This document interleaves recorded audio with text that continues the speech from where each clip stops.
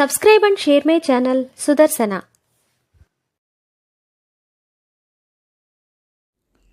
ఓం శ్రీ లక్ష్మీ నృసింహస్వామినే నమః.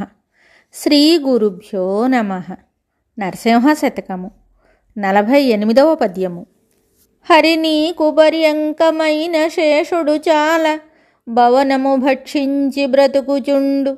ననువుగా నీకు వాహనమైన ఖగరాజు గొప్ప పామును నోట గొరుకుచుండు. యదిగాక నీ భార్య అయిన లక్ష్మీదేవి దినము పేరంటంబు తిరుగుచుండు. నిన్ను భక్తులు పిలిచి నిత్య పూజలు చేసి ప్రేమ పక్వాన్నముల్ పెట్టుచుండ్రు. స్వస్థముగా నీకు గ్రాసము జరుగుచుండ గాసు నీ చేతిదొకటైన గాదు వ్యయము.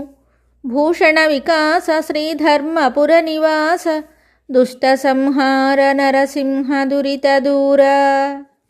ఈ పద్యమునకు భావము: ఓ నరసింహస్వామి, నీకు పాన్పైన శేషుడు గాలిని మేస్తాడు. వాహనమైన గరుత్మంతుడు పామును తింటాడు. నీ భార్య లక్ష్మీదేవి నిత్యం పేరంటాలకి తిరుగుతూ ఉంటుంది.